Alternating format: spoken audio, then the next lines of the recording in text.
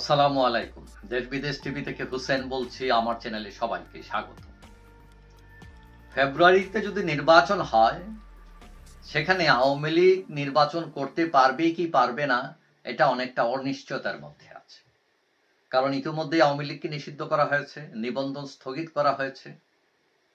এখন কেউ কেউ মনে করছেন যে শেষ মুহূর্তে এসে আওয়ামী লীগকে ছাড়তে পারে সরকার।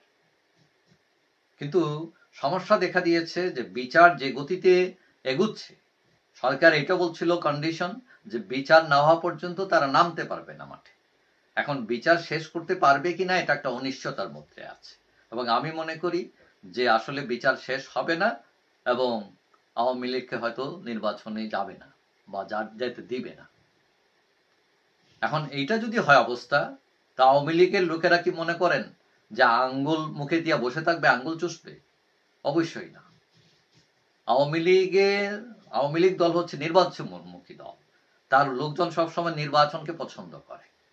এখন আওয়ামী লীগ বিরুদ্ধে বলতেছে যে ঠিক আছে, আওয়ামী লীগের যখন এতই শক্তি, এতই হ্যাডম, তাদের স্বতন্ত্র নির্বাচন করে দেখা তাদের শক্তি ইত্যাদি ইত্যাদি।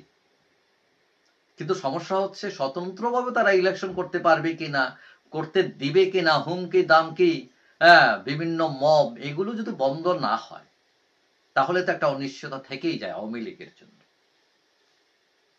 তবে সরকার এই নীতিতে যেতে পারে যে ঠিক আছে, তাদেরকে মার্কা দিলাম না, কিন্তু তারা যদি স্বতন্ত্রভাবে ইলেকশন করে করুক, বাধা নাই, এবং সেটা যারা অভিযুক্ত নয় তারা করতে পারে। কিন্তু কথা হচ্ছে আওয়ামী লীগের সিদ্ধান্ত কি, তার তো কোনো প্রস্তুতি নাই। কিন্তু না থাকলে আওয়ামী লীগ এত বিশাল দল, মানে এরা একটা ডাক দিলে ওই শকুনের মতো সবাই দৌড়াইয়া আসার লোকের অভাব নাই।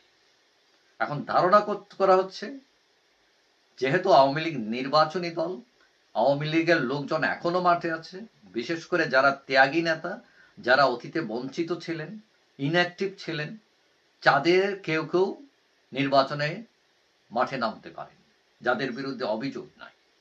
এবং এরকম লোকের সংখ্যার অভাব নাই আওয়ামী লীগে।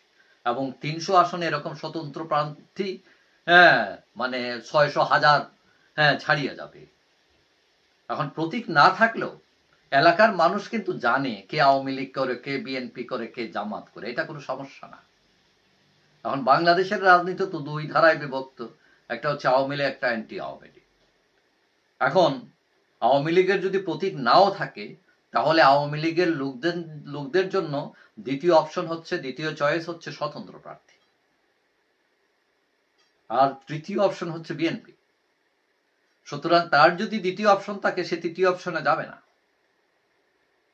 এবং সেখানে যদি আওয়ামী লীগের স্বতন্ত্র প্রার্থী থাকে, চুপ বন্ধ করে তারা প্রতিবাদ ভোট হলেও তাকে দেবে।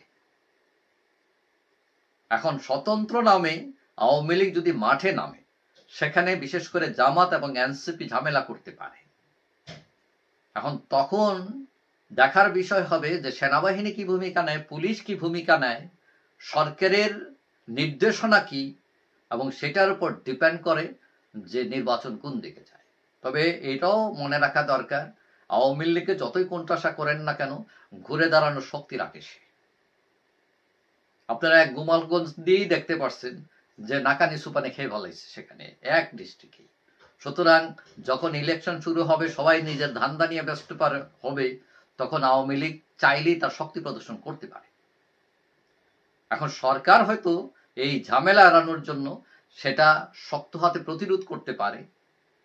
এখন সেনাবাহিনী বা পুলিশ যদি মনে করে না, সরকারকে বা সরকারের নির্বাচনকে আমরা প্রশ্নবিদ্ধ করব না, নির্বাচন ফেয়ার হবে, প্রত্যেক প্রার্থী তার ক্যাম্পেইন করতে পারবে, তাহলে আওয়ামী লীগ বড় খেলা দেখাতে পারে নির্বাচনে, এবং সেটা স্বতন্ত্র দিয়েই দেখানোর মতো সক্ষমতা রাখে তারা।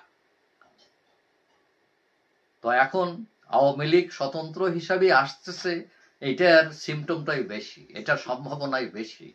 এবং আমি যতটুকু জানি, আওয়ামী লীগের অনেক লোকজন অলরেডি প্রিপারেশন নেওয়া শুরু করছেন, তারা যে নির্বাচনের তফসিল ঘোষণা হলে তারা নামবেন, এবং কেউ কেউ এটা নিয়ে ভেতরে ভেতরে কিন্তু একটা প্রস্তুতিও নিচ্ছে।